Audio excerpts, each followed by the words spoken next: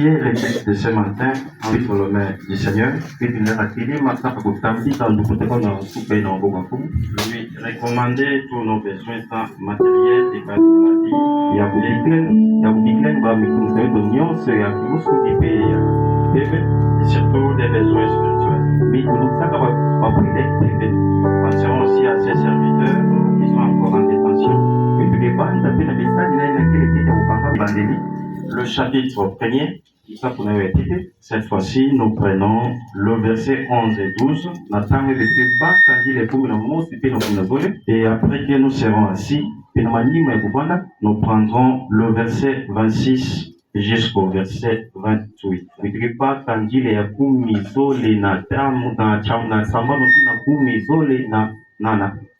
Genèse 1, 11, 12. Puis Dieu dit, que la terre produise de la verdure, de l'herbe portant de la semence, des arbres fruitiers donnant des fruits selon leur espèce, et ayant en eux leur semence sur la terre. Et cela fit ainsi.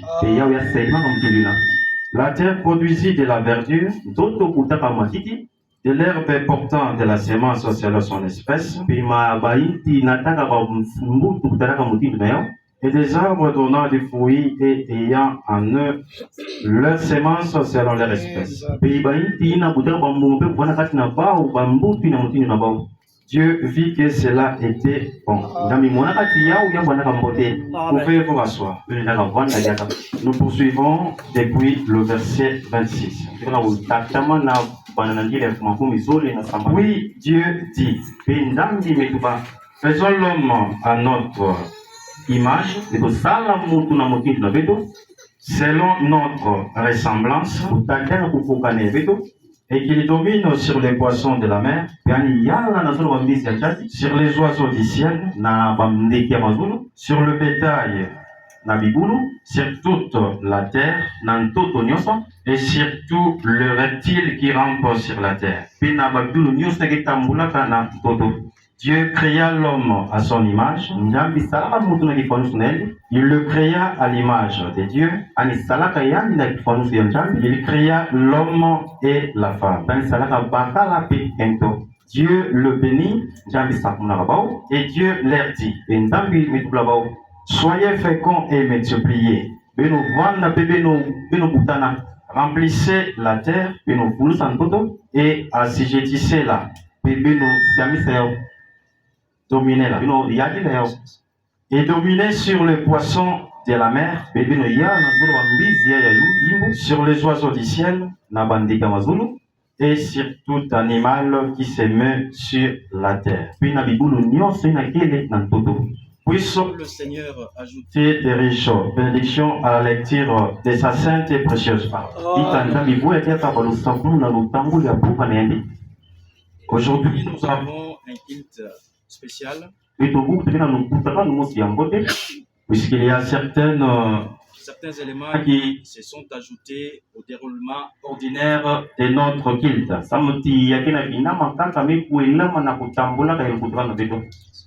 Nous avons célébré la Sainte Seine, mais nous aurons à célébrer la Sainte Seine.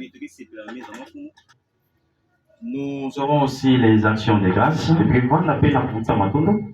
et nous aurons aussi à consacrer ou bénir le mariage ou l'union de notre frère Patrick et la sœur.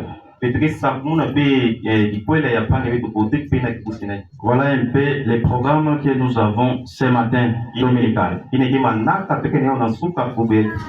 Nous avons aussi des visiteurs, ou bien les gens qui sont venus ici pour la première fois. S'ils sont là, ils peuvent se mettre debout, à l'exception du marié.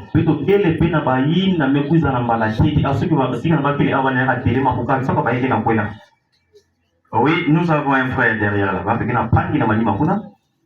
Il va nous donner son nom Je voulais que lui-même puisse se présenter. Donc c'est notre frère Prince. Pas le Prince Condé, mais un autre Prince. Voilà. Lui vient du Congo-Brazzaville, là où se trouve notre frère. Et avant son arrivée, le frère Imeyaou nous avait envoyé sa photo et ses coordonnées. Pour que nous puissions être sûrs qu'il s'agit bel et bien de l'un de nous. Il est arrivé à Sanda chez le pasteur Mathieu, et depuis hier, je pense, il est rentré avec le frère. Et il est avec nous pour, je pense, au moins 2 jours. Notre frère Prince, nous vous souhaitons la bienvenue parmi nous. Et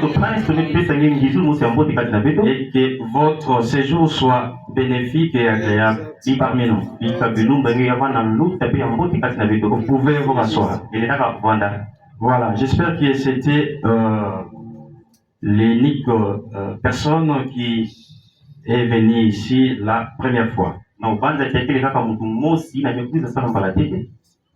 Oui, nous poursuivons. Il y a encore d'autres qui sont venus. Elles ont honte. Mais pourquoi vous avez honte? Voilà, nous sommes très contents de vous avoir parmi nous. Même si vous ne vous êtes pas encore présenté, mais selon les informations à ma possession, je comprends que vous avez accompagné notre sœur. Vous êtes ses amis. Vous avez bien fait d'être parmi nous. Profitez aussi de votre visite parmi nous. Que le Seigneur puisse vous bénir richement. Vous pouvez vous rasseoir. Vous voyez qu'on ne vous a rien fait. Vous aviez fait pour bien.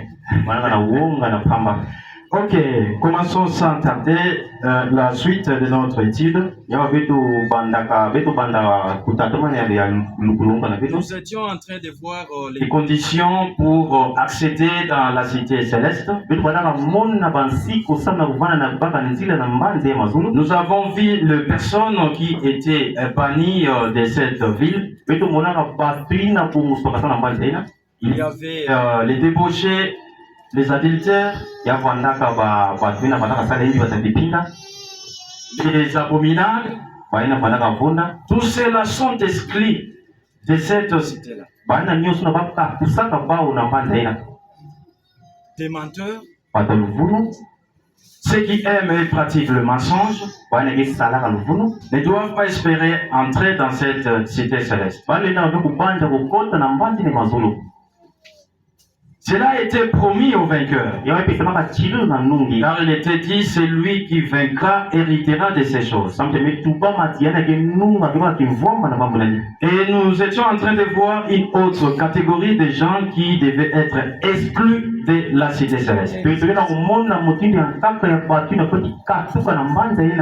Cette catégorie-là est très dangereuse.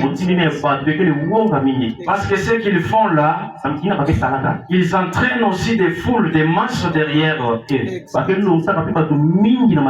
Il s'agit des religieux. Ceux-là qui manipulent la parole de Dieu. Et nous avons lu. Il était dit, je le déclare à quiconque attend les paroles de la prophétie de ces livres.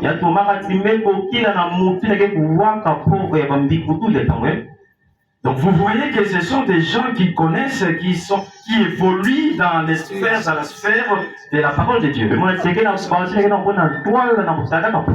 Parce qu'ils entendent. Celui qui n'a pas entendu, mais il ne saura pas comment ajouter ou retrancher. Mais c'est celui qui a entendu. Et c'est à eux qu'on a donné cet avertissement. Si quelqu'un y ajoute quelque chose, Dieu le frappera des fléaux qui sont décrits dans ces livres. Et si quelqu'un retranche quelque chose des paroles de ce livre, Dieu aussi retranchera sa part de l'arbre de vie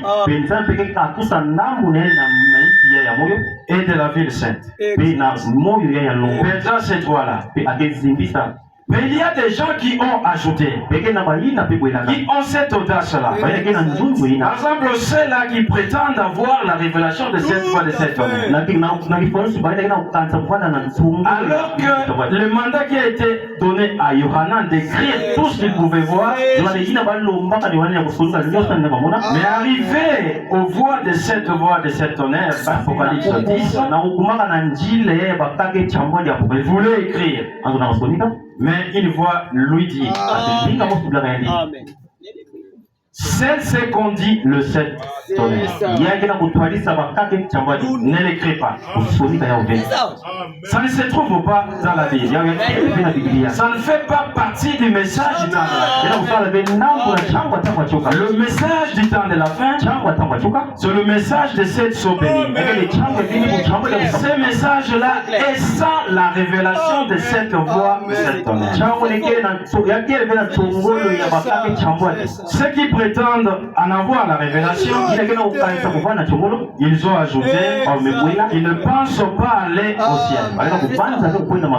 Amen. Ceux qui prétendent aussi avoir la révélation du 7e jour, parce qu'il y a un lien entre les deux, ceux-là aussi ont ajouté, ils ne pensent pas aller au ciel. Ils n'ont pas de droit dans cette cité céleste. Exact. Et c'est là aussi qui ont retranché les révélations qui sont sorties de cette sorte. C'est tout son point qui illumine le mariage et le divorce, la polygamie. Ces gens-là, mais ils perdent aussi leurs droits dans la cité. On a suivi un témoignage hier à la conférence. C'est-là qui avait pris part à la conférence de 2015 de Mobonga à Mbandaka. Là, ils avaient du mal à reconnaître la polygamie comme étant ainsi dit le Seigneur. Finalement, l'homme de Dieu, l'évêque général Pierre Casse, a exposé cela. Il y a certains qui avaient accepté, mais d'autres subsistaient dans les doutes. Disant maintenant, qu'en est-il des ministres? Mais on leur a fait voir. Mais qu'est-ce que le ministre a fait? Parce qu'il s'agit, tout le monde se trouve dans la seconde alliance. Il n'y a personne, ils sont restés dans la première alliance. Et les ministres non plus ne sont pas restés prisonniers dans la première alliance. Tout le monde, que vous ayez une femme, que vous en ayez deux, ou plus, nous sommes dans la seconde alliance. Et cette seconde alliance, c'est un mal de nombreuses femelles. Et nous le disons, c'est une obligation de croire que l'homme peut avoir plusieurs femmes. Là, c'est une obligation. Si vous ne voulez pas croire cela, vous ne voyez pas dans quel ciel vous irez. Mais chacun tient de Dieu un peu particulier. L'un des célibats, comme l'apôtre Paul, vivait dans les célibats tout en étant dans la seconde année. C'est pour ça qu'il ne pouvait pas condamner ceux-là qui avaient plusieurs femmes. Il lui a protégé les droits divins. Le papa là dans 1 Corinthiens 5, quand l'enfant a eu l'audace d'avoir la deuxième femme de ce père-là, et que cet enfant-là devait être esprit, de porter atteinte aux droits divins donnés à ses papas. Vous pouvez avoir aussi une femme, mais faites connaissance que vous êtes dans la seconde alliance. Vous êtes libre de vivre comme ça. Mais il ne faudra pas que vous soyez dans cet état par crainte.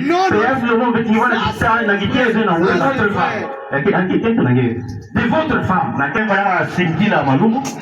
Dans la conférence qu'ils ont faite là, ils ont soutenu cela, mais tout en méconnaissant l'homme que Dieu a utilisé en ces temps ici. Je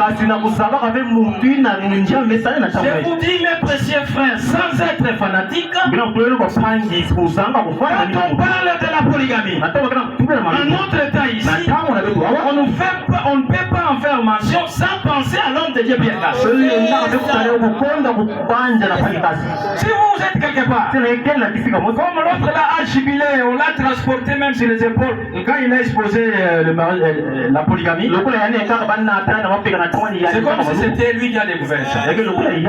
Mes frères, où a donné le témoignage? Je connais ce type-là. Celui-là, quand j'étais au Congo-Brazza, il m'avait taxé des démons parce que je connais la polygamie. Aujourd'hui, il croit ça sans reconnaître ceux qui ont précédé. Qui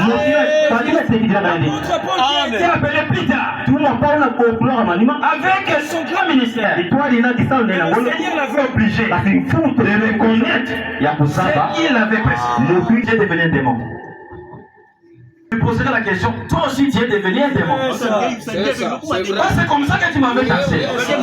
Maintenant tu es devenu polygame, tu enseignes ça, on te transporte même, pensant que c'est toi qui es allé loger, et puis sans te repentir. Voilà. C'est honteux ça. C'est triste. Mais il ne faut pas avoir honte de témoigner ni du Seigneur Yeshua, ni des serviteurs. Mon bon gars maintenant il croit ça. Après que sa femme là est décédée. Maintenant, il s'est remarié, sachant que celle-là qu'il vient d'épouser récemment ne peut pas vraiment s'opposer à lui. Il dit, mais si tu étais homme, comme les Ouest-Africains le disent, si tu es garçon, mais pourquoi tu n'avais pas fait ça au vivant de ta femme? Mes frères et sœurs, c'est pour vous dire, lorsque vous croyez à la vérité, peu importe l'opposition, vous devez rester là.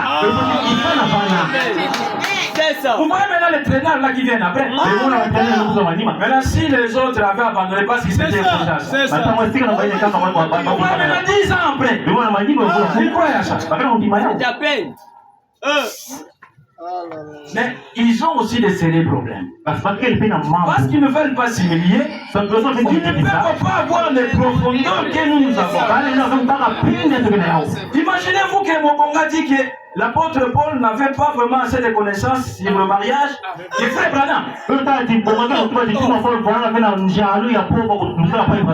je lui ai posé la question par rapport à un chrétien sec, mais frère Branham lui-même, quand il prêche sur le mariage des femmes, il s'est servi de quelles écritures? Il s'est servi de quelles écritures? Mais parmi ces écritures-là, c'est le chrétien sec. Amen. Comment lui, l'apôtre Paul, ne pouvait pas avoir la connaissance de ça? Alors que le message du temps de la fin est destiné à nous ramener au changement. C'est juste. Exact. Quand on parle des pères, nos pères, auprès de qui nos pères doivent être la même. Mais c'est eux. Lui, frère Branham n'avait pas la mission de nous amener à lui. Parce qu'il était voici, je vous envoie des prophètes. Amen. Avant le jour quand il redoutait du Seigneur, il ramènera des enfants à lui. Non. À leur père. Et ces pères-là, nous avons Pierre. Nous avons l'apôtre Paul. Nous avons les autres. Alléluia. Amen. Nous, c'est connaissance exacte. Nous ne pouvons pas travailler. Nous ne pouvons pas être bloqués. Dernière question. C'est ça, c'est ça. C'est vrai. C'est ça. C'est vrai. C'est juste. Mais même ici, comme nous l'avions dit, il y a des gens, des prédicateurs, qui sont aussi beaucoup plusieurs, qui falsifient la parole de Dieu, qui ont ajouté, qui ont étranger. Mais le Seigneur a aussi ses vrais serviteurs, qui conservent la piété de la parole, qui avancent, qui continuent avec le même message simple.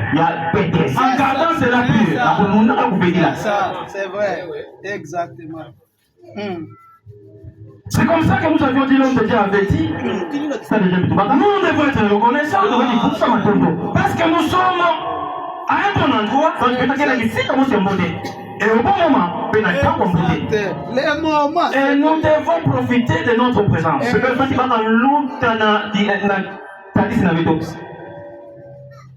Et c'est comme ça que nous avons vu aussi que la parole de Dieu ne peut pas souffrir des changements. On ne peut pas altérer cela. Parce que c'est une sémence. La parole de Dieu est la sémence.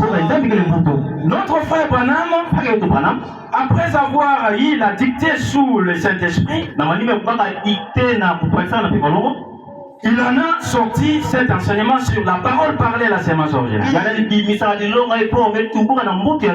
C'est comme ça que nous avons lu au verset 3 de Genèse 1er que là Dieu avait dit, Dieu avait parlé. Au verset 6, Dieu avait encore dit, il avait parlé. Et au verset 11, lui continuait de dire, et il avait parlé. Donc il avait sorti sa parole. La parole, c'est la pensée qui est exprimée. Quand maintenant ça sort de la bouche de Dieu, alors c'est une semence. Et nous voyons que tout ce qu'il a dit là, nous ne savons pas combien de temps cela avait pris. Mais finalement, cela était apparu. Exactement. Exact. C'est vrai. Et nous avons vu que même l'apôtre Pierre avait confirmé cela, disant que vous avez été régénérés.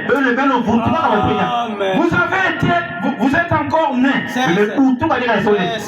Non par une sémence corruptible, la sémence qui vient de l'homme, mais par une sémence incorruptible. Et cette sémence-là, c'est la parole.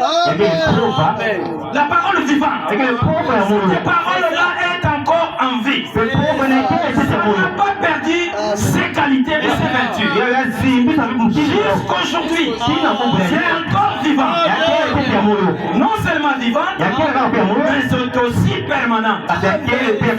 Mais c'est comme ça que cela doit être vivant. Parce que ça continue à exister jusqu'aujourd'hui. Exactement. Amen. Exact. Et l'apôtre Paul ajoute là-bas. Il dit que c'est parce qu'il est écrit que l'homme, c'est comme de l'herbe des champs. Il est comme l'herbe des champs. Et toute sa gloire, c'est comme la fleur. Quand l'herbe sèche, l'herbe, amen. La fleur ne doit pas, doit rentrer vraiment dans la tristesse. Parce que comme l'herbe là s'est séchée, que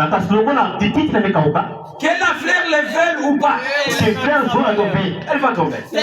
C'est sa mort. C'est comme ça aussi pour l'homme. Même s'il a été président de la République, mais s'il meurt, mais son titre est là, mais ça part. C'est vrai.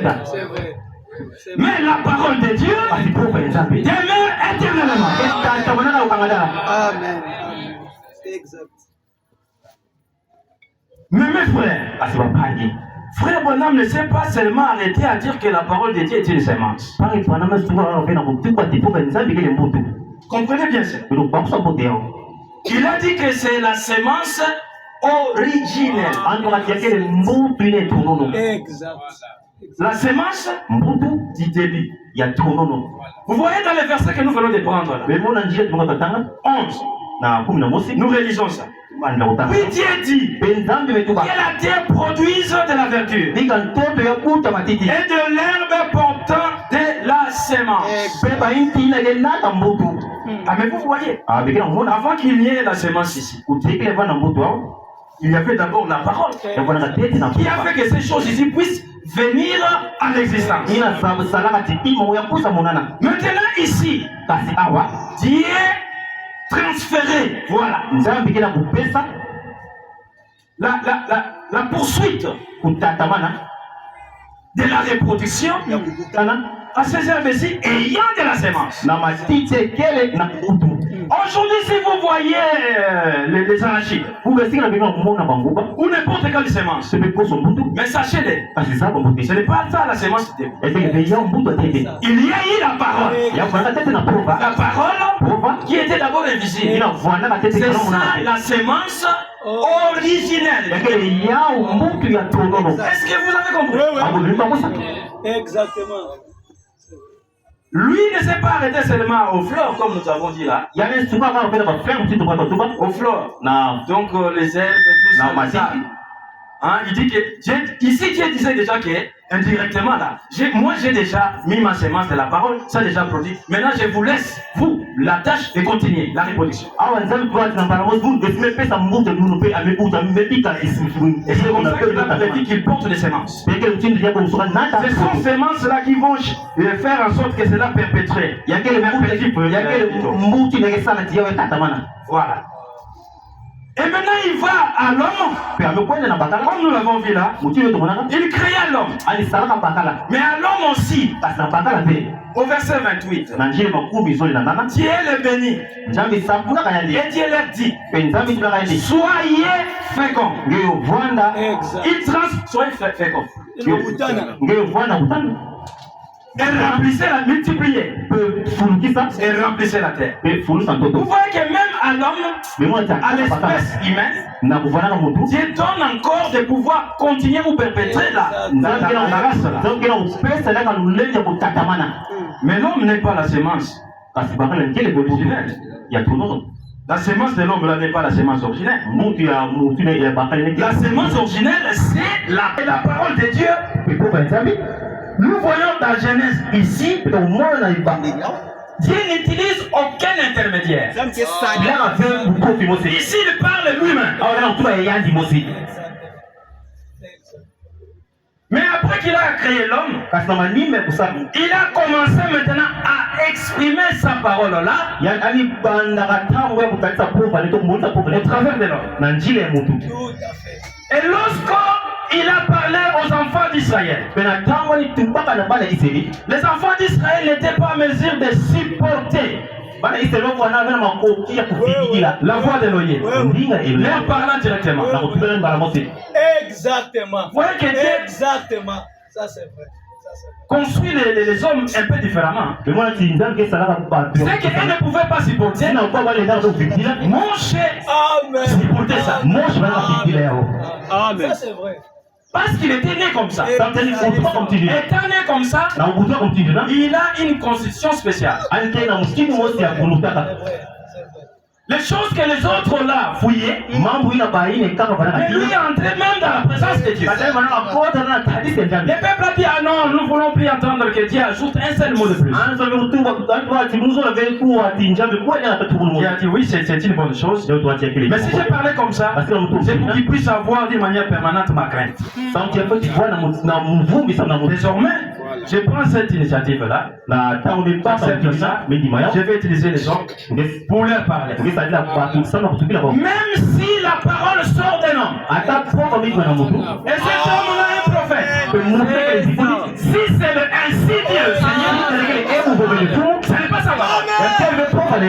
C'est la parole d'Élohim. C'est la même puissance. Celle-là a la même puissance. Et lorsque Elohim lui-même prononçait ici à la Genèse, comme c'est la même parole, C'est la semence. Ça va se produire. Il y a la vie là-bas. On ne doit pas s'en manquer. Et c'est la semence originelle. Amen. Aujourd'hui, les gens peuvent se moquer de toutes les promesses que lui nous a faites. Mais qu'ils sachent que sa parole-là, même si c'est sorti au travers des lèvres humaines, c'est la parole de Dieu. Ça va s'accomplir. Alléluia. Amen. C'est comme ça que nous pouvons prendre quelques exemples ici. Et puis nous allons terminer la première étape. Nous sommes dans Hébreux chapitre 11.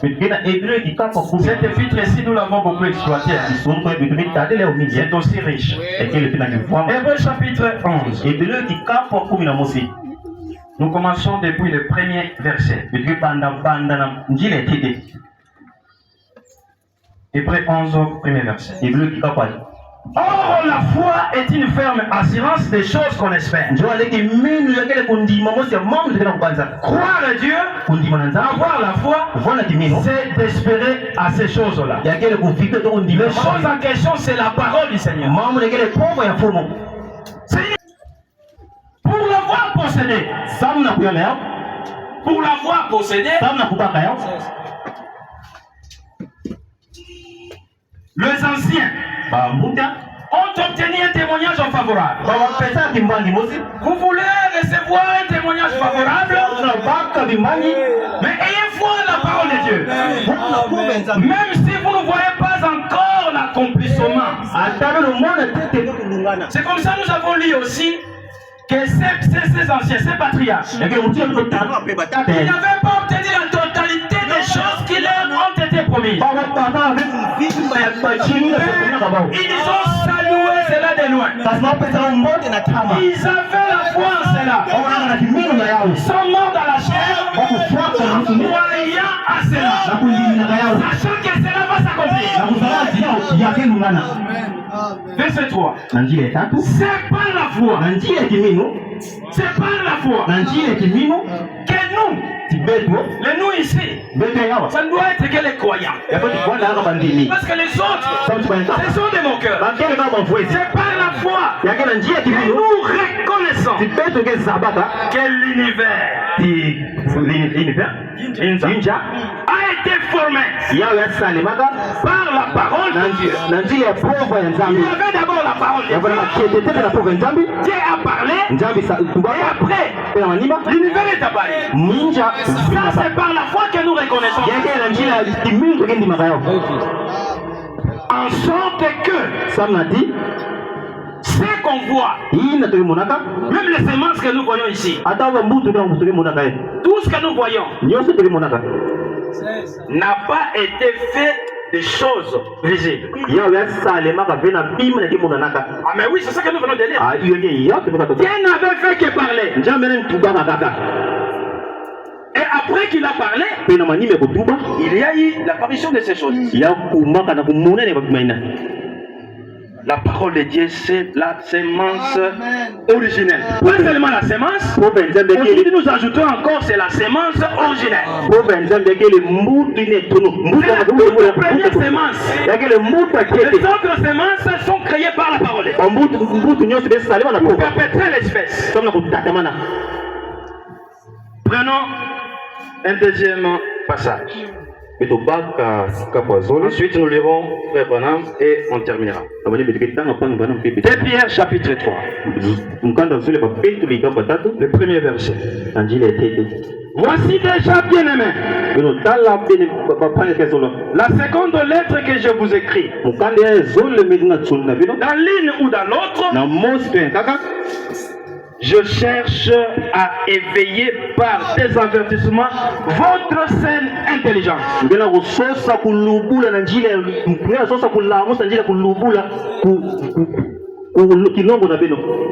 Parce que il y a des circonstances, il y a des événements qui peuvent vous faire à vous relâcher. Vous allez dire, mais c'est depuis longtemps que nous avons commencé. Ces gens ici. Mais nous voyons quel changement. Ah bon, c'est comme si c'est nouveau, nous voyons. Mais la parole de Dieu, c'est la semence. Non seulement la semence, mais la semence originelle. C'est pour éveiller la conscience, pour la saine intelligence. Lorsque nous apportons la parole de Dieu, c'est pour éveiller votre intelligence. Si vous ne vous lassiez pas, peu importe les difficultés devant lesquelles vous êtes, c'est là n'anéantit pas l'accomplissement des promesses de Dieu.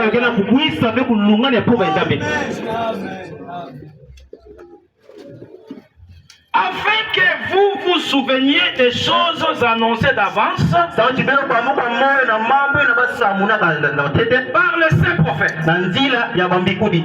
Voyez l'apôtre, très respectueux à l'égard des prophètes. Il considère que c'était des saints. Parmi ces prophètes ici, l'apôtre Paul dit ici, il veut l'ignorer. Ça c'est volontairement. Il veut l'ignorer. En effet, que les cieux existaient, ils ont parlé de la création, mais que ces cieux-là existaient autrefois par la parole de Dieu. Dieu avait d'abord parlé.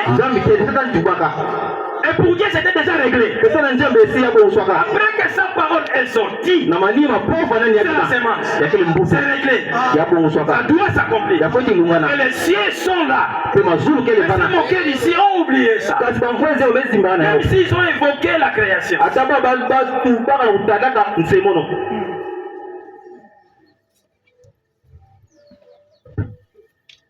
Ainsi qu'il était attiré de l'eau, ainsi, il était tiré de l'eau comme la vie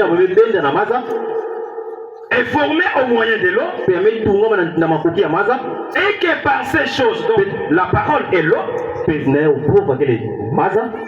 non, par ces choses, donc par la parole et par l'eau, le monde d'alors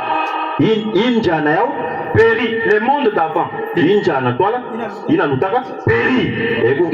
submergé par l'eau. Nous avons vu cet aventurier là qui a influencé les gens que non, Dieu veut détruire le monde par l'eau. Les gens qui ne connaissent pas la parole, des ignorants. Mais Dieu ne peut plus détruire le monde par l'eau. Et pour cela, il a mis l'arc-en-ciel. Quand on voit l'arc-en-ciel, ce n'est pas comme on nous disait dans la France là. Et vous l'avez pour le dire avec. Non, on ne veut pas dire ça. Il va pleuvoir. Mais ce n'est plus pour détruire l'homme. Il peut pleuvoir. Mais pas pour détruire l'homme comme au temps de Noah. Et Dieu a mis ce signe là. Donc quand nous voyons ça, comme la semaine passée c'était à Paris là où on voit que Dieu ne peut plus détruire le monde par l'eau.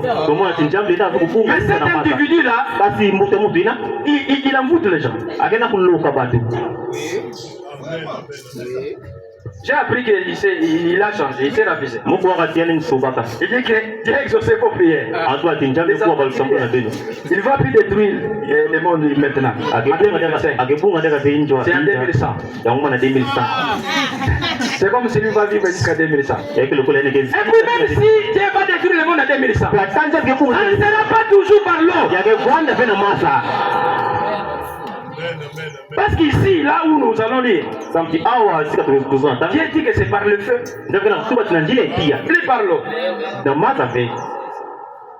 Et que par ces choses, le monde d'alors périt, submergé par l'eau, mais par la même parole. Voilà l'apôtre qui reconnaît la puissance de la parole. La même parole qui avait parlé là à la Genèse, il y a eu la création de l'existence, la même parole qui a été prononcée au travers de Noah, et il y a eu le déluge, c'est par la même parole aussi. Le ciel et la terre d'à présent. sont gardés. On garde ça. Et réservé pour l'eau. Mais c'est ça que c'est difficile à dire. Mais c'est pour les feux. Pour les jours du jugement. Et de la ruine des âmes impies. Vous voyez? La parole. Même l'apôtre ici reconnaît que Dieu avait utilisé d'abord la parole. Comme dans la sémence originelle. Pour que les cieux et la terre d'alors puissent venir à l'existence. Terminons avec cette citation de Frère Branham. Bon, aujourd'hui nous pourrons prendre seulement un paragraphe ou deux. Nous pourrons continuer cela la fois prochaine, Dieu voulant. La parole parlée et la sémence originelle, nous prenons le paragraphe 31. Ce matin, nous aussi c'est le matin, lui aussi il a prêché ça le dimanche. Je voudrais aborder ce qui va me servir de sujet. C'est-à-dire ceci. La parole parlée et la sémence originelle. Frère Bonhomme était intelligent. Quoique primérien. Quoique primérien. Maintenant, c'est ce que je voudrais prendre comme sujet. La parole parlée est la sémence originelle. Maintenant, si vous remarquez, Dieu a dit qu'elle produise selon son espèce. C'est ce que nous avons lu. Peu importe ce que c'était, il fallait que ce soit produit selon son espèce. Or, cette parole de Dieu est éternelle. Dieu, comme il est infini, il ne peut pas prononcer quelque chose et puis après modifier cela pour autre chose. Non. Vous comprenez ça? C'est comme ça l'apôtre Paul avait déjà raison. Et puis, quand nous-mêmes, un ange du ciel, il vous annonce un autre évangile, un autre message, c'est certain de ce que nous vous avons annoncé, qu'il soit maudit. Dieu, lui, quand il prononce sa parole, il ne peut pas changer cela.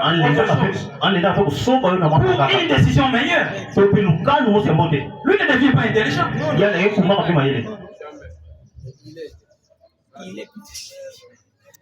C'est nous qui devenons intelligents. Même l'homme de Dieu Branham a évolué aussi dans la connaissance.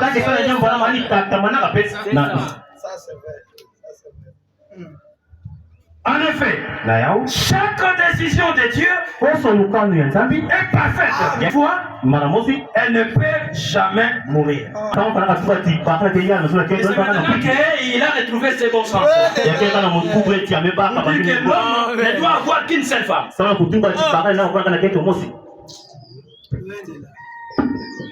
Oh non, les femmes de là-bas, parce que tout trop. C'est comme ça l'apôtre Paul a dit, mais je ne permets pas la femme d'enseigner tout ça là-bas.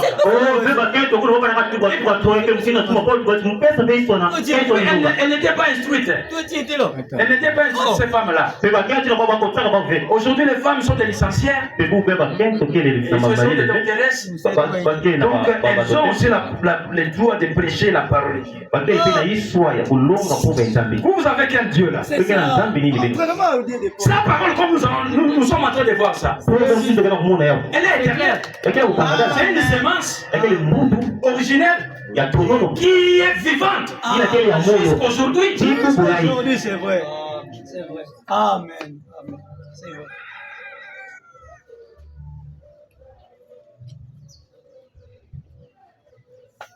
il ne peut pas, après que sa parole a été prononcée une fois, elle ne peut jamais mourir. Elle continue. Elle continue et continue à vivre. C'est pour ça. Elle ne peut jamais mourir. Parce qu'elle est Dieu. Parce que la parole là est Dieu. Sa parole ne peut. La parole de Dieu ne peut pas mourir. Parce que c'est Dieu. Puisque Dieu ne peut pas mourir. Comme la parole est Dieu. Si elle meurt, si on change ça, c'est que Dieu aussi peut mourir. C'est juste. Alors il donne la référence. C'est pour ça que nous lisons. Dans 1 Jean, chapitre 1er, ceci. Au commencement était la parole. La parole était avec Dieu. Et la parole était Dieu. Et la parole a été faite chair. C'est la parole qui a été faite chair. La parole qui était prononcée. Cette parole-là qui a été prononcée a été aussi écrite. La Bible que nous avons ici, c'est la transcription de la parole prononcée. Nous avons vu que la parole de Dieu, c'est la sémence originelle.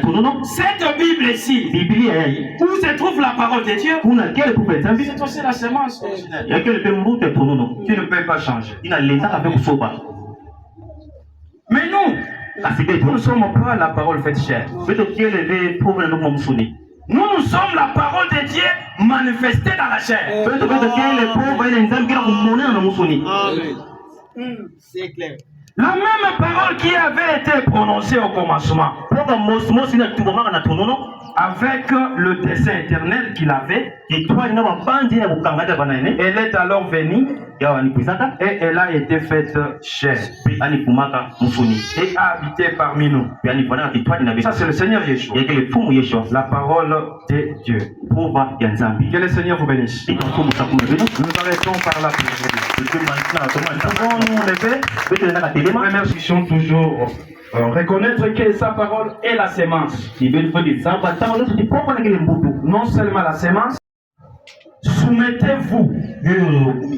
Chez vous là-bas, il est dit que chacun soit soumis. Ici, dans cette version, il est dit femmes, soumettez-vous. Soyez sous la domination. Soumettez-vous à la direction.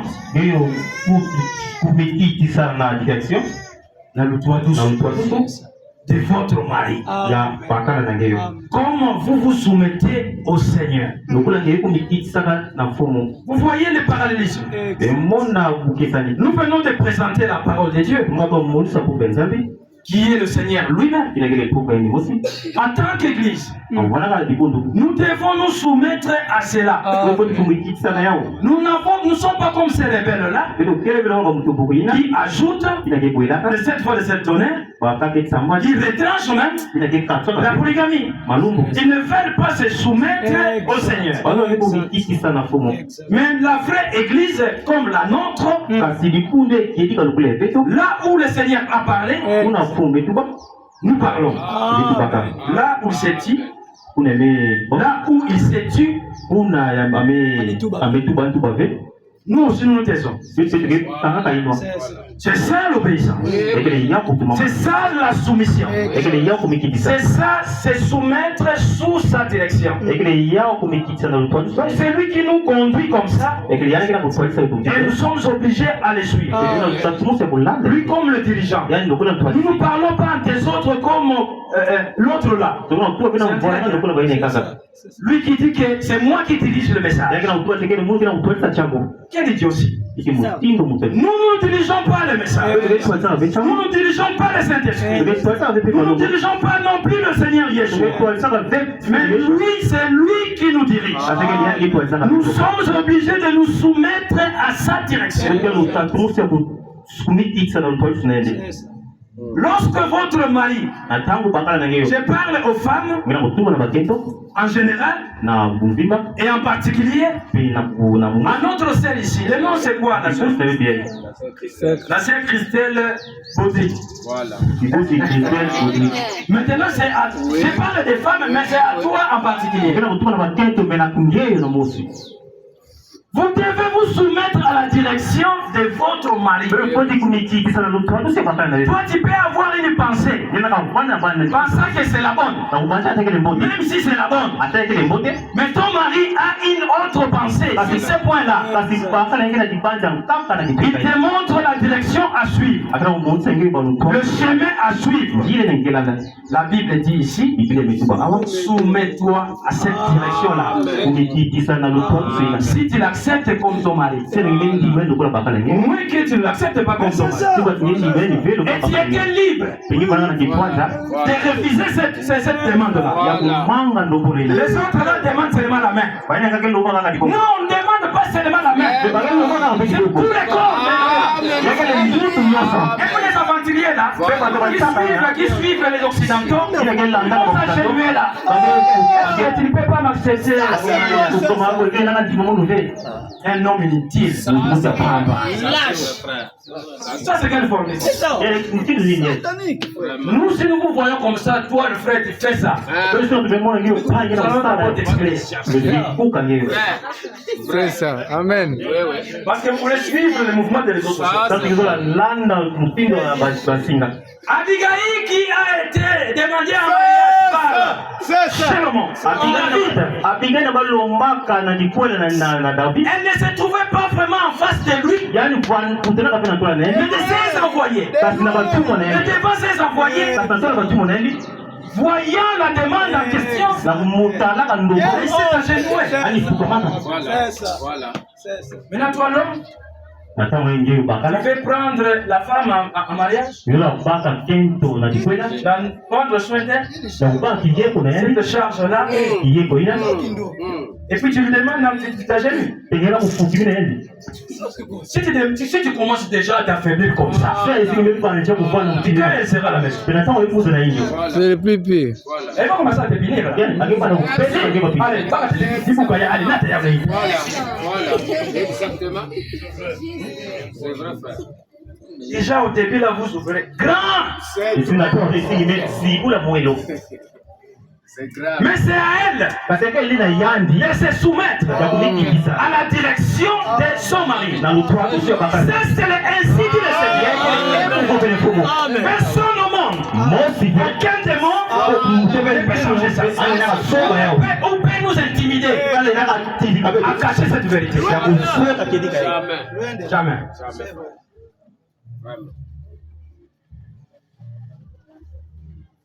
Pourquoi la femme doit être comme ça?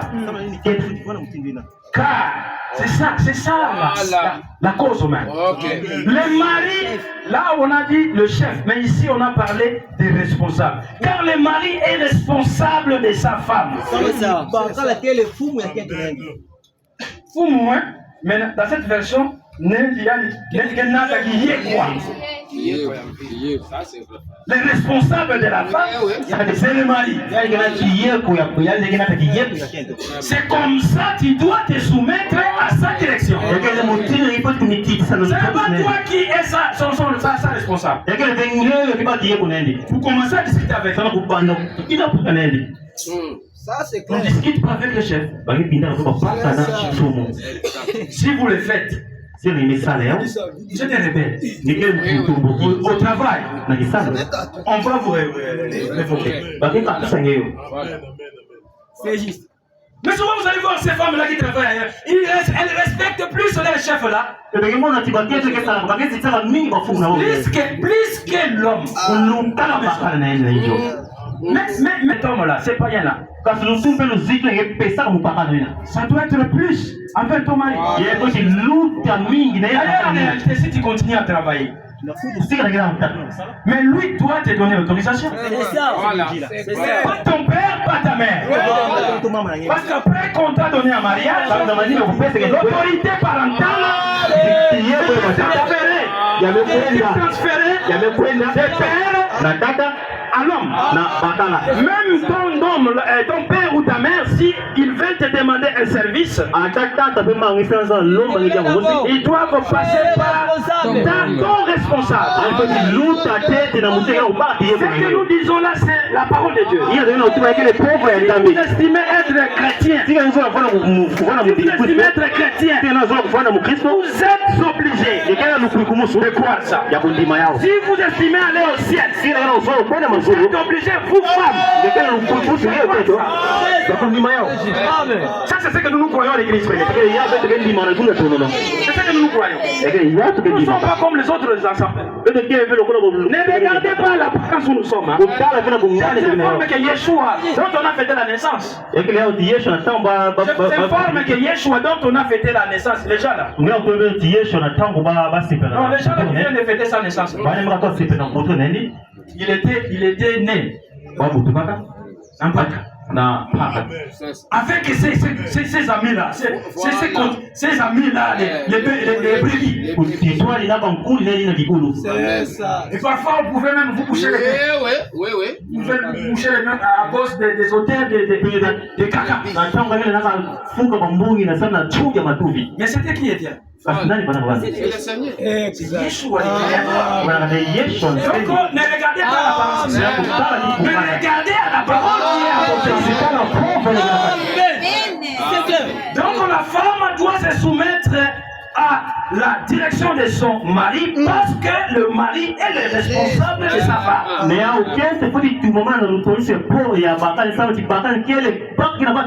passant, l'homme aussi doit se reconnaître comme tel. Voilà. Ici, l'apôtre s'adresse d'abord à la femme. Mais nous, en passant, nous disons aussi que l'homme doit se reconnaître comme ça, comme étant chef, comme étant responsable de sa femme. Donc, vous ne devez pas laisser votre femme se conduire comme un bon loussant. Loin de là. Elle est responsable, c'est vrai. C'est vrai. Car le mari est responsable de sa femme de la même façon que le Christ est responsable de son corps, sa église.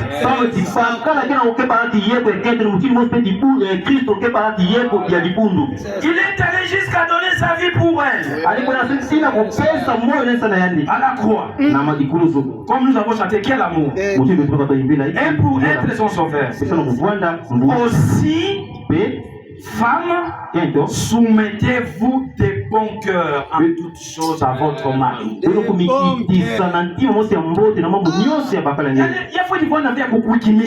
Non. On ne doit pas vous contraindre. Mais ça doit être des bons cœurs. Vous acceptez de vous soumettre avec joie. Et en toutes choses. Pas seulement à 99% des choses. Mais en toutes choses. Les femmes chrétiennes doivent croire ça et dire Amen. Exact. Si vous avez raté cette formation, alors c'est le temps de recyclage. Profitez. Si vous voulez être d'accord avec Elohim. Les autres là qui vont dans tous les loges là qu'ils appellent les églises. Mais ils n'écoutent pas la parole de Dieu. Les hommes sont des prisonniers. Hier, quand je suis allé me faire coiffer là-bas, les coiffeurs là se plaignaient. Ils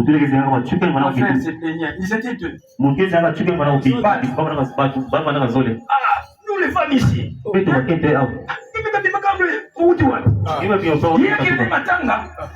C'est pas un problème. Moi si je viens à Matanga, même quand je suis là, je manipule mon téléphone. Il se fâche. Le visage devient renfrogné. Avec qui? Quand je sors de la maison, elle saute sur mon téléphone. En train de voir. Quand vous appelez un jour, Exactement, frère. tu peux mourir comme ça. Tu vois quelque chose là-bas, et comme ça, on ne passe pas aller au ciel. Ça c'est vrai. Et ils m'ont dit, père, comment comment on fait bon? Donc c'est pour te montrer. Mais ce sont des mauvaises femmes. Voilà. Voilà. Ce sont des mauvaises femmes. Voilà. Comment ils vous contrôlent comme ça? Donc, toucher mon téléphone, je dois d'abord te demander la permission. Donc, Simba, téléphone, il faut dire non, et puis, c'est un problème. Ce n'est pas un problème. Mais qui doit, normalement, qui doit partir dans ma tête? Non, il faut dire matanga. C'est l'homme. Mais c'est moi. C'est qu'elle est de Mounou. Toi, c'est moi qui dois te donner les. Voilà. Mais je suis ton responsable. On va faire quoi? Mais c'est ça la parole de Dieu. Mais il faut autant de la banque. Mais dans vos églises, là-bas, pas qu'il y ait une église, maman, mais c'est un habit. Et ils vont passer leur intimité là. Ce sont ces églises-là qui les dérangent. Ces églises-là leur disent que l'homme et la femme sont égaux. Alors ils trouvent ça normal. Mais écoutez mes frères et sœurs, ici tous les sœurs présentement, l'homme et la femme ne sont pas égaux. Nous avons lu ça ici. Voilà. Et puis, la chefferie ici, ce n'est pas l'homme qui l'a cherché. Et c'est Dieu qui l'a donné à l'homme. Après que la femme a été cessée par Satan. Et Dieu, pour que la femme ne puisse pas dire non, je ne comprenais pas ça, je n'ai pas entendu. Il a dit ça directement à elle. Adam était venu à côté de ça. Non, mais c'est fabriqué quoi? Mais Dieu a dit, là, il ne s'agit pas d'acheter la lotion. On dit pia, on dit papa. Non, les désirs là, ce sont des désirs sexuels. Les désirs se porteront vers ton mari. C'est l'homme-là. Il dominera c'est quoi? Elle a dit directement à la femme. Alors c'est pas l'homme qui a cherché ça. Donc si tu te réfères à cette parole, si tu t'opposes à cette parole, tu vas. Son église, donc nous ne pouvons pas être contents d'une femme rebelle. Jamais. C'est clair. Continuons. Là, il a parlé de la femme. Maintenant, il passe à l'homme. Nous parlons aux hommes en général et en particulier à notre frère Audrey.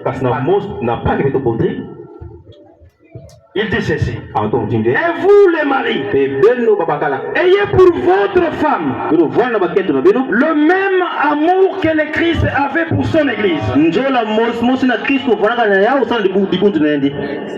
Le mariage, c'est d'abord l'amour. C'est comme ça, on ne doit pas vous forcer à marier, à vous épouser à quelqu'un. On peut vous proposer, mais ça n'annule pas votre libre arbitre.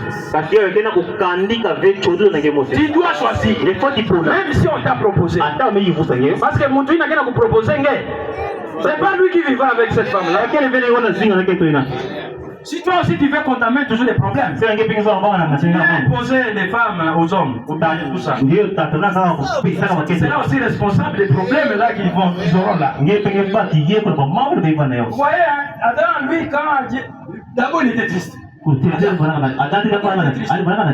a vu qu'il était triste. Il dit qu'il n'est pas bon à l'homme. Je vais lui faire une opposante. Une aide semblable. C'est juste. Il y a des choses là. D'abord, une aide. Pour aider l'homme. Non seulement une aide, mais elle doit aussi être semblable. Pourquoi semblable? Parce qu'après que Dieu a fait passer les animaux là,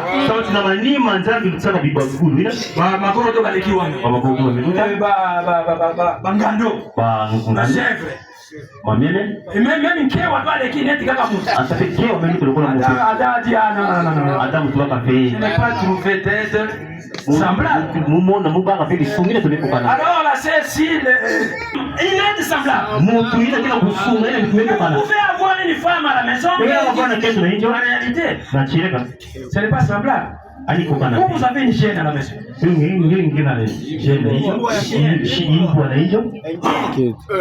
Prêt à dévorer l'homme.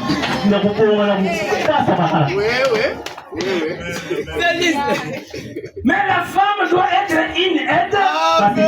Non seulement une aide semblable. Aide, ça veut dire l'homme a ses projets, il a sa façon de voir les choses. Toi tu viens là pour le soutenir. Le bonhomme l'a dit. Pour soutenir. C'est qu'il y a des aides plus. La femme aussi quand elle vient au mariage, c'est pour soutenir l'homme.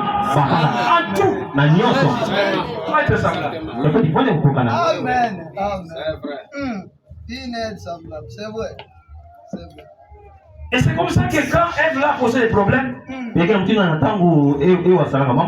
Adam, on lui pose la question, où est-il? Je suis né, je me suis caché.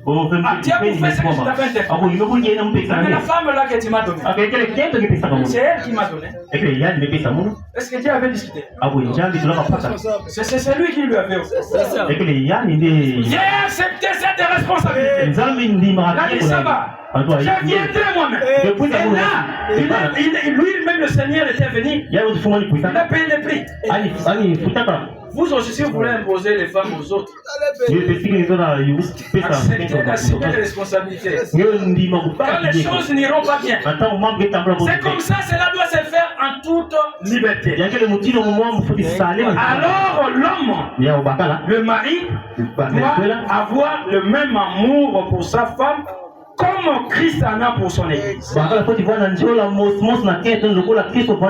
même que Christ est allé même à la mort pour cette femme-là. Pour la rendre sainte et pure. Pour la consacrer. Pour la sanctifier. Après l'avoir lavé par le baptême et par la parole de Dieu. Il voulait se donner une église resplendissante. Resplendissante, qui rayonne, sans tache, ni ride, ni aucun autre défaut.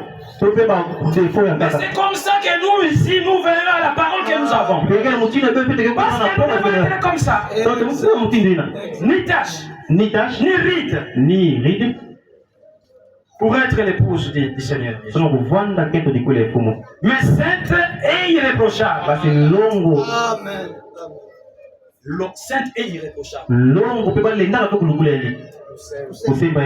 C'est ainsi que les époux devaient traiter leur épouse et l'aimer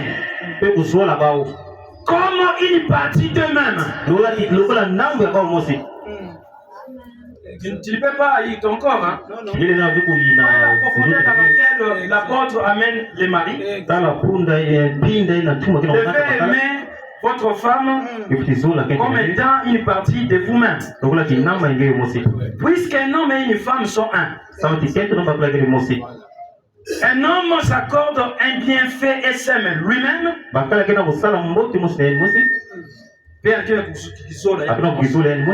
Quand il aime sa femme. Donc, si vous n'aimez pas votre femme, mais vous ne vous aimez pas.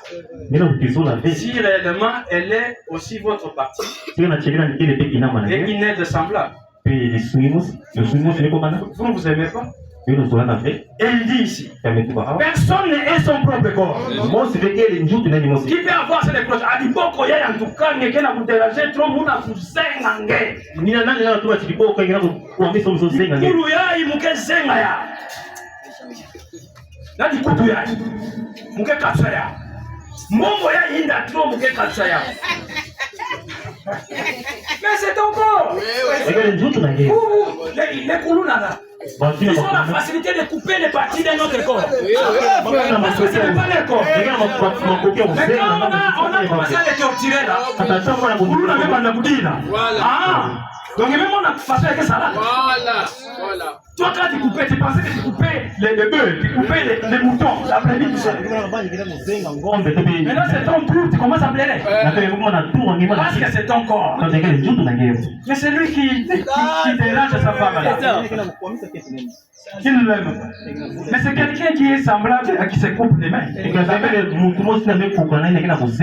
que quelqu'un peut faire ça? Sauf seulement les autres là, quand on était là-bas, ils allaient prendre des fétiches. Hein. Ils prenaient des fétiches là, ils prennent la gilette, il fait des incisions sur son corps. Avant de se bagarrer. Donc il faut faire montrer que, comme je n'ai pas eu pitié de mon corps, je n'aurai pas pitié de votre corps.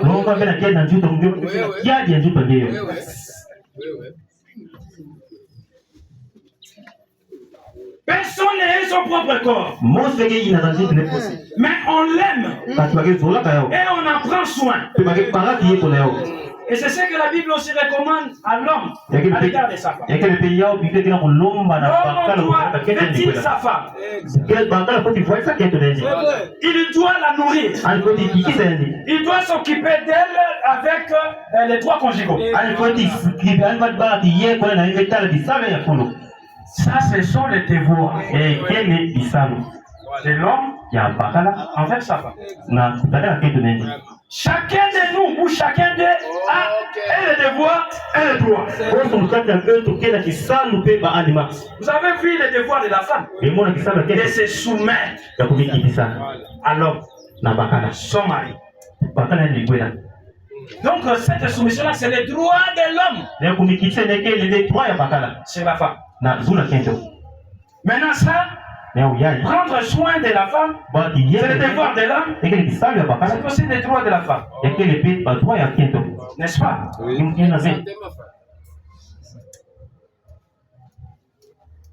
Comme le Christ prend soin de l'église. Voyez comment Christ prend soin de son église. Sa parole coule en abondance. Nous ne souffrons pas de cochons spirituels. D'ailleurs, il nous a envoyé la pluie de la première saison. À moins que vous-même vous refusez d'être mouillé. C'est incrédulité. Toi-même, tu vas refuser. Mais si j'ai la bonne volonté, il y a la nourriture à satiété.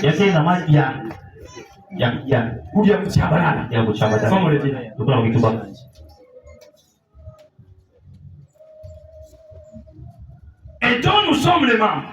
L'Écriture montre que l'homme et la femme sont un seul corps.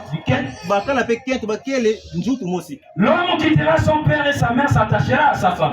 Donc c'est ça. Et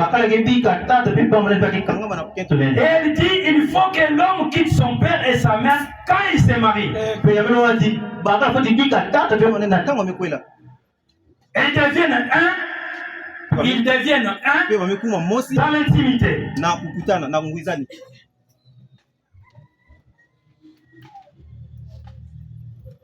Afin qu'il puisse s'unir parfaitement à sa femme, et les deux seront un. Mais nous ne disons pas comme l'autre là, musicien là, avec la voix féminine là. 1 plus 1 égale 1. Ça, c'est un mensonge. C'est un mensonge. 1 plus 1 égale 2. Ça, c'est enseigner des bêtises. C'est ça. Chanter des bêtises. 1 plus 1 égale à 2. Ici, nous avons vu dans la Genèse là, Dieu avait fait dormir l'homme qui était doux et il a enlevé seulement une côte. C'est ainsi même Adam a dit voici l'os de mes os. Est-ce que dans le corps humain il n'y a qu'un seul os? Et puis il n'y a pas dit voici la côte de mes côtes. L'os de mes os, même les os de pied là-bas, même les crânes là. La femme un l'os de ces eaux-là. Et puis, quand on a enlevé une partie là, c'est 1. Mais il est resté peut-être 0,95. La femme là qui a été enlevée, c'est 0,05. Alors le 0,05 plus le 0,95, c'est ce qui donne 1. Donc le monsieur là qui chante 1 plus 1 égale à 1, on a montré qu'il y a 1 plus 1 égale à 1. c'est un mensonge. Tout à fait.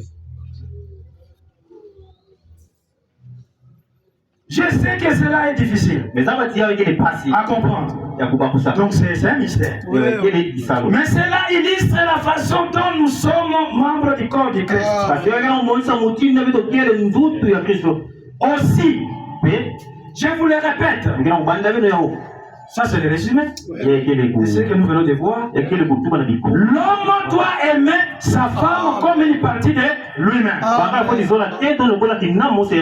Un conseil à donner à tous les hommes et en particulier à notre frère Baudry. Et la femme doit veiller à... C'est ça, c'est bien. Doit veiller à respecter son mari. Je vous dis, il n'y a pas de choses qui agacent l'homme que le manque de respect de la femme envers. Vous voulez que votre mari puisse vous aimer. La sœur Christiane, tu veux que le frère puisse t'aimer. Alors tu dois veiller à les respecter. Même si tu vas découvrir ses faiblesses, il doit sentir que tu le respectes. Et automatiquement, il va beaucoup t'aimer. Comme on avait vu ça à la conférence hier. Nous ici, nous croyons à la polygamie. Nous te le disons.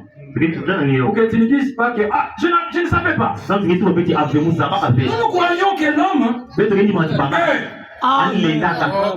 c'est ça que nous avons dit. L'homme ne doit pas mais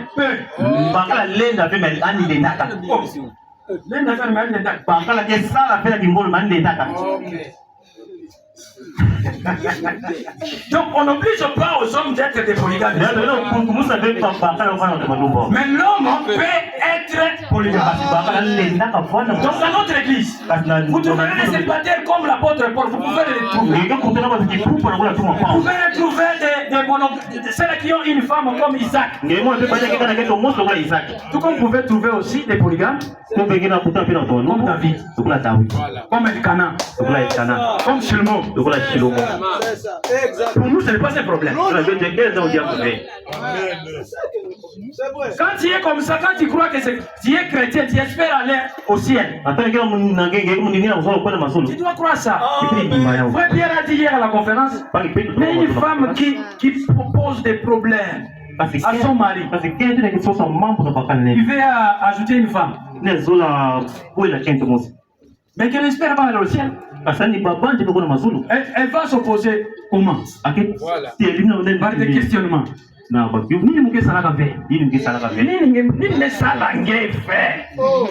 Qu'est-ce que je t'ai fait? Qu'est-ce que je t'ai fait? Qu'est-ce que je ne sais pas faire moi?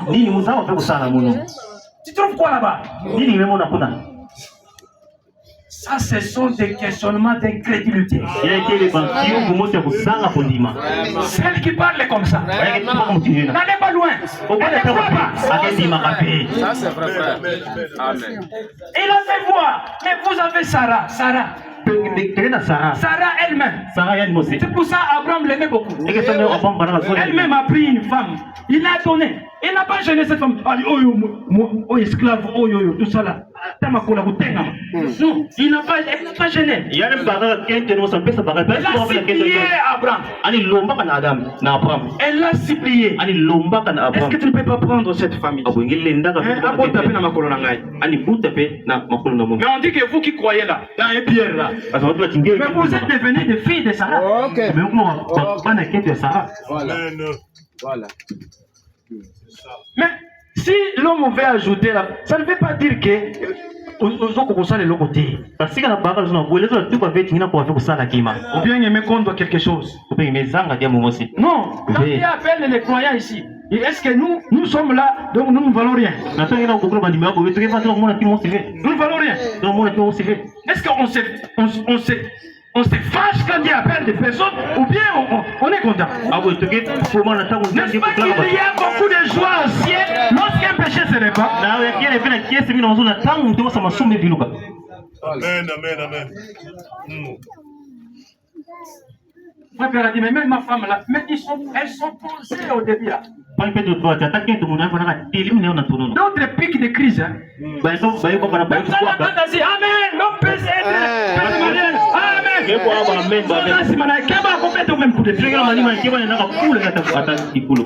Elle fait semblant de se réjouir. Vive seulement la parole. Qui peut. Pour nous faire l'image. Il y avait une femme.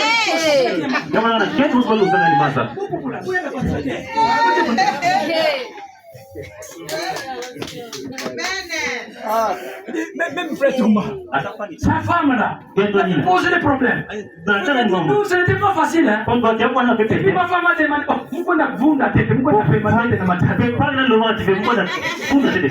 la première femme de frère. Tout ça c'est pour intimider l'homme. Comme tu vas dire,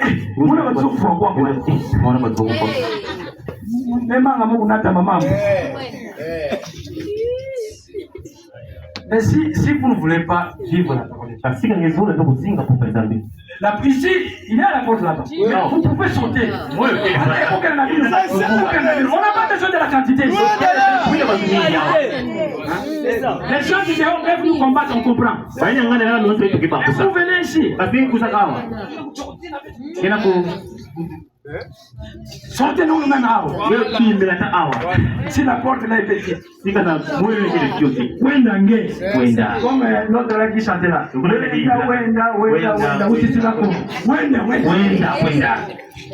Usisila l'église. Et il a fait voir aussi. C'est là qu'on vient d'ajouter. Tu ne dois pas penser qu'il manque des choses à la tête qui est là. Toi tu viens, tu penses que toi tu es maintenant plus. Et l'autre, ça nous a donné. La deuxième est là. Mais maintenant, elle veut dominer. Elle sur l'homme, elle sur la première. Il pense que elle plutôt pense que elle est maintenant Oméga de l'homme. C'est l'autre là. Moi maintenant c'est Oméga. Moi c'est Z. Il n'y a plus de lettres derrière. Ça c'est un mauvais esprit. Venez avec humilité.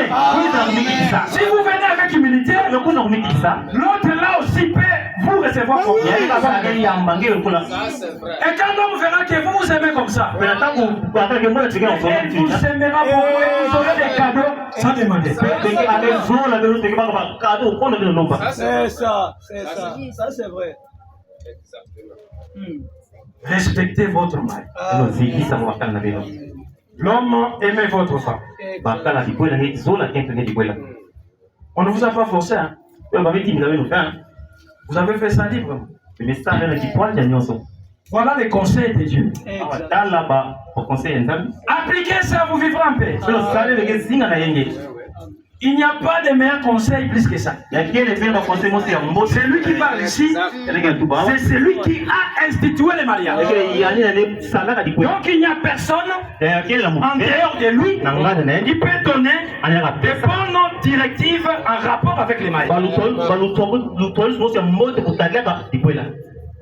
Voilà, maintenant nous passons à la bénédiction. Vous pouvez vous tenir debout. Vous venez ici. Comme nous faisons des raccourcis.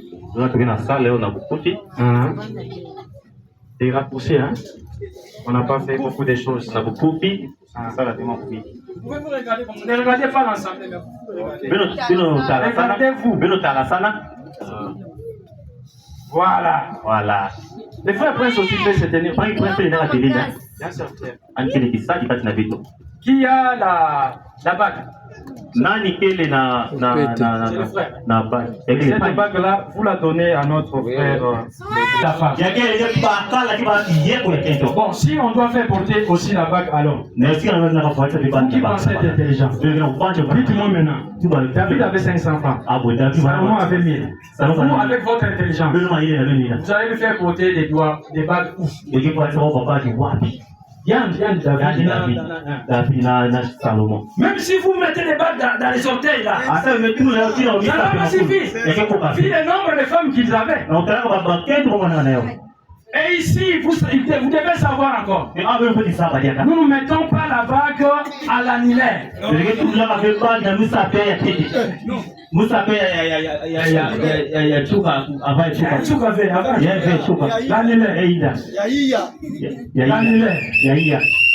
Parce que les Occidentaux là, moi j'ai suivi les informations là, bon, j'ai beaucoup ri. Les Occidentaux là disent quoi? Ils disent que pourquoi ils mettent la bague ici à l'annulaire gauche? Parce qu'ils pensaient qu'il y avait une veine d'amour. C'est ça. Il y a un zoo là qui partait de cette annulaire jusqu'au cœur. Alors pour vous montrer que tu es attaché au cœur, faire porter ça ici. Mais ils ont été confondus par la science. La science a trouvé que ces veines-là n'existent même pas. C'est juste. On n'a pas marqué tout là. Oui, oui.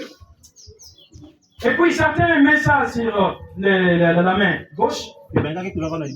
Comme les Français, les Italiens et les autres là. D'autres sur la main droite.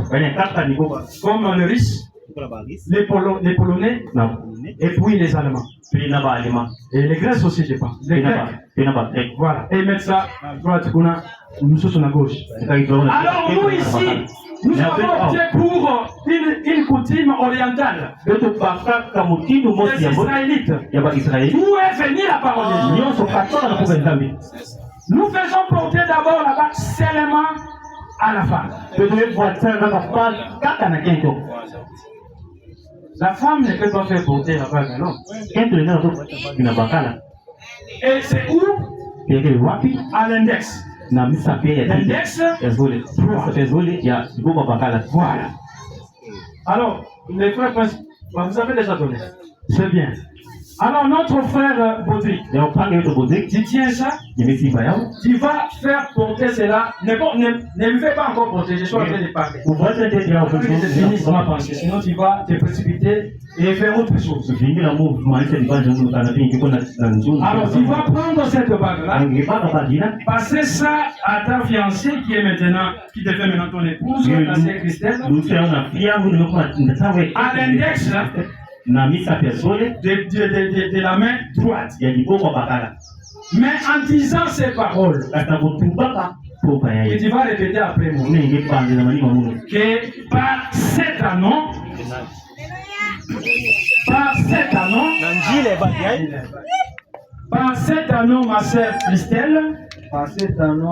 ma sœur Christelle, je te consacre, je te sanctifie, à moi totalement, et seulement à moi, Alors fais-lui porter ça, en répétant ça. Ma sœur Christelle, par cet anneau, je te consacre, et totalement à moi, exclusivement à moi seul. Ok. Maintenant, l'église, je vous reconnais comme mari et femme. Maintenant, ensemble avec le Saint-Père de Dieu et l'église, nous allons prier pour les frères. Alors prions. Elohim, notre Père Céleste, Créateur de cieux et de la terre, les tout-puissants, nous venons à toi, dans ta sainte et divine présence, au nom du Seigneur Yeshua HaMashiach. Toi qui as institué les mariages, qui as dit qu'il n'est pas bon à l'homme d'être seul, je lui ferai une aide semblable. Voici notre frère Fatou, a eu aussi son aide, nous pensons et croyons être semblables. Voilà qu'ils sont présentés à l'église comme étant mari et femme.